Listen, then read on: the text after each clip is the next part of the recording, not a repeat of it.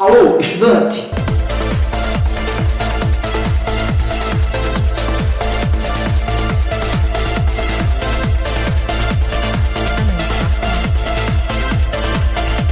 Vamos então, finalmente, à quarta e última parte deste capítulo 1, Reações Químicas e Teoria Atômica de Dow. Nesta parte 4, nós vamos fechar com as leis que regem as reações químicas. O que diz a lei da conservação da massa? O que diz a lei das proporções definidas?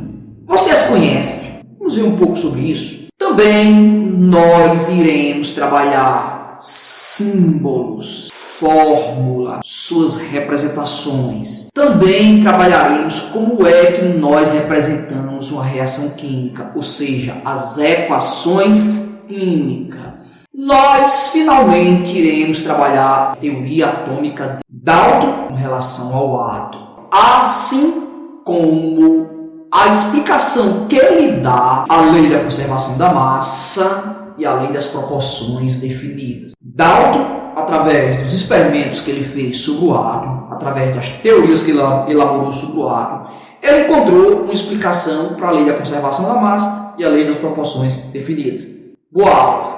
Leis das reações químicas. Duas leis que regem as reações químicas se destacam. A lei da conservação da massa, proposta por Antoine de Laurent-Lavoisier, e a lei das proporções definidas, proposta por o francês Joseph-Louis Proust. Vamos à primeira.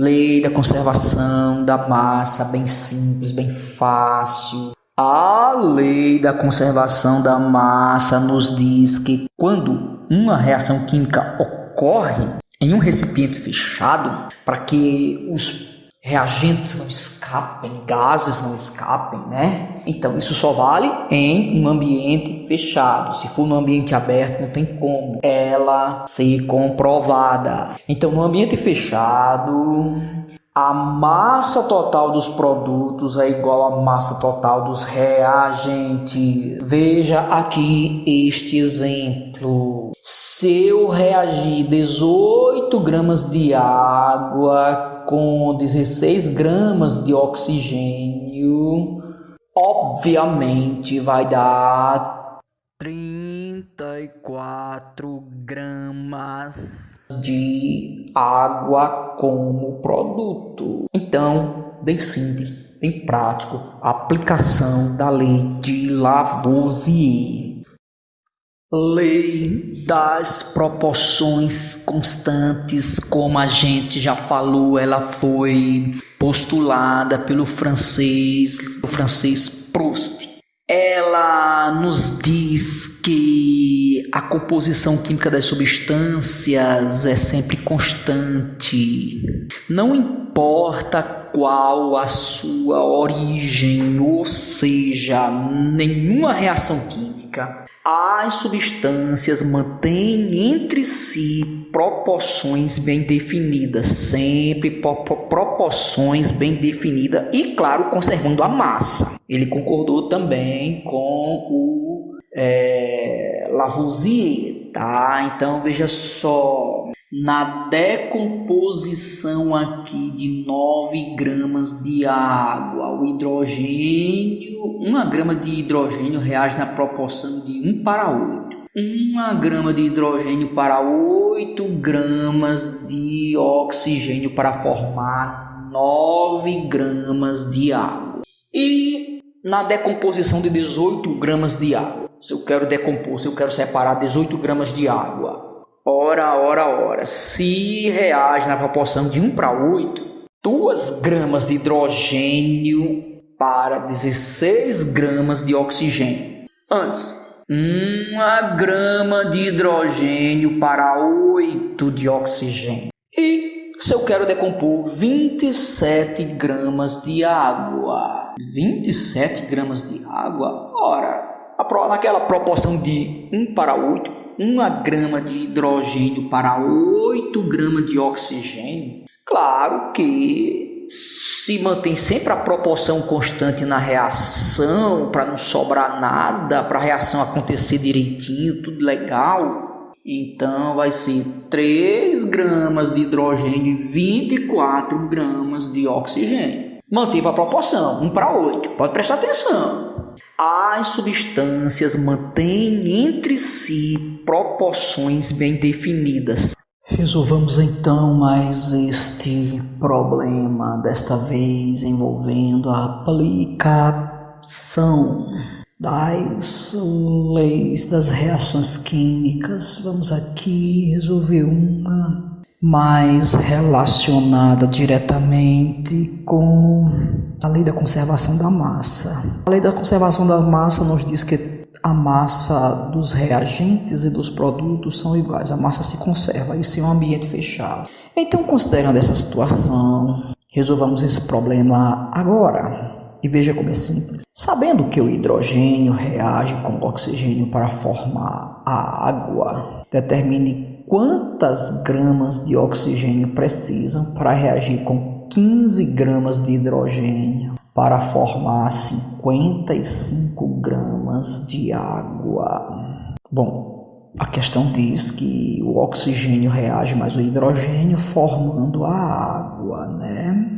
Então tá aí o problema esquematizado. O X representa quantas gramas de oxigênio eu vou precisar, que é o que pede a questão, para reagir com essas 15 gramas de hidrogênio para formar 55 gramas de água. Como você está vendo aí no esquema, tá legal? Seguindo, então você aplica, já que x mais 15 tem que dar igual a 55, não é assim? A soma dos reagentes dá igual ao produto. Então, nós vamos aplicar a operação contrária da adição, que é a subtração, para encontrarmos o valor do x aqui. Então, 55 gramas de água menos 15 gramas de hidrogênio dá igual a 40 gramas de oxigênio. Fácil, mole, como vocês podem perceber. Você somando 40 com 15, 40 gramas de oxigênio com 15 de hidrogênio vai dar os mesmos 55 gramas de H2O de água. Valeu aí? O cientista inglês John Dalton, ele trabalhou firme numa teoria tentando comprovar as leis da conservação da massa e a lei das proporções definida de Proust. Esse trabalho dele ficou conhecido como a teoria atômica de John Dalton. Essa teoria tem alguns pontos principais que você pode acompanhar pelo seu livro didático. O primeiro ponto: todas as substâncias, sem exceção, são formadas por átomos. Então, esses vidros que estão aí nesta foto, você, suas células, o ar, tudo que está à sua volta, tudo que os seus olhos podem ver, são formados por átomos. O segundo postulado, a segunda ideia da teoria atômica de Dalton revela que os átomos que pertencem ao mesmo elemento químico, eles são todos iguais entre si em suas características, tamanho, massa, proporção, e isso pertencente ao mesmo elemento químico, digamos, oxigênio ou sólido de nitrogênio e assim por diante. Já o terceiro postulado dessa teoria diz que os átomos de elementos químicos diferentes guardam diferenças entre si, ou seja, quando não pertence ao mesmo elemento químico, o tamanho, a esfericidade, a massa desses átomos, elas são diferentes. Você vê nesse slide aí mais uma demonstração do que eu já expliquei anteriormente, a diferença de substâncias simples e compostas. Então, na teoria atômica de Dalton, nas substâncias simples são formadas pelo mesmo tipo de elemento químico. Não existe outro elemento químico, ou seja, não existe outro átomo nas substâncias simples. só por aquele tipo de átomo, como você vê aí nessa representação. Por sua vez, as substâncias compostas são formadas por diferentes tipos de átomos. Você vê aí nestas representações, a representação aqui da molécula água, você vê que tem elementos químicos diferentes nela, o oxigênio e o hidrogênio. A amônia, que você vê nessa representação, ela tem um átomo de hidrogênio ligado a 3 átomos de oxigênio. Então, são átomos diferentes. E assim sucessivamente. Então, substâncias simples pelo mesmo tipo de elemento químico, pelo mesmo tipo de átomo, só aquele tipo de átomo. Substâncias compostas, a molécula é formada por átomos diferentes, existem átomos diferentes na molécula. O postulado 6 nos diz que os átomos não são criados nem destruídos. O postulado 7 complementa o postulado 6. Nas reações químicas, os átomos apenas se recombinam. Ou seja, explicando melhor esses dois postulados, essas duas ideias da teoria atômica de Dalton. Como você vê aqui nesta foto, você está vendo que nós temos aí 4 átomos de hidrogênio e 2 átomos de oxigênio se combinando. O hidrogênio mais o oxigênio se combina e você sabe que forma a água. Você está vendo aí que formou 2 moléculas de água. Você está vendo que existe a mesma quantidade de átomos de hidrogênio e oxigênio. Eles apenas se recombinaram para formar essa nova substância. Você está vendo nestas tabelas os principais elementos existentes, os principais átomos existentes, os seus símbolos, a sua representação, é o que diz o tópico 10 do seu livro aí, Símbolos e Fórmulas. Então, existe mais de 100 elementos químicos descobertos hoje, aproximadamente 118. E cada um é representado por um símbolo específico. Convencionou-se na química que os elementos químicos ou átomos seriam representados por letras. Alguns átomos são representados por apenas uma letra, e esta letra ela é maiúscula. Olha o caso aqui do hidrogênio. Ele é representado apenas com a letra, um H, e este H é maiúsculo. Veja-se outro exemplo, o nitrogênio. Ele é representado apenas com a letra, um N, e assim sucessivamente. Agora, muitos elementos eles começam com a mesma letra. Cálcio e carbono, por exemplo, começam com a mesma letra. Então, para não haver repetição de símbolo, resolveu-se colocar uma segunda letra em alguns elementos. Cálcio, por exemplo, é representado por um C e um A. Agora, quando um elemento químico é representado por 2 letras, se ligue, a primeira é maiúscula e a segunda é minúscula. Alumínio, primeiro o A maiúsculo, o L minúsculo. Bromo, o B maiúsculo e o R minúsculo. Significa um só elemento, um só átomo. Não vá pensar que são 2. Tá legal? 2 letras para diferenciar aqueles que começam com a mesma letra, o símbolo daqueles que começam com a mesma letra. Continuando com a nossa explicação sobre a representação dos elementos químicos, porque muitas vezes o símbolo não combina com o nome. Já prestou atenção? Veja o exemplo de sódio. O símbolo de sódio era para ser SO, mas, no entanto, o símbolo de sódio é Na. Então, por que isso? O nome do átomo, do elemento na tabela periódica, está escrito na linguagem onde a pessoa vive. Quem vive na Inglaterra, o nome prata, acho que é o elemento 47 da tabela, é silver. Agora, por que às vezes o nome do elemento não tem nada a ver com o seu símbolo? Gente, o símbolo refere-se ao nome vindo do latim ou grego. O símbolo não se refere ao nome do elemento na linguagem de onde a pessoa vive. O símbolo ele foi tirado do nome do elemento em latim ou grego. Sódio, em latim, é natrium.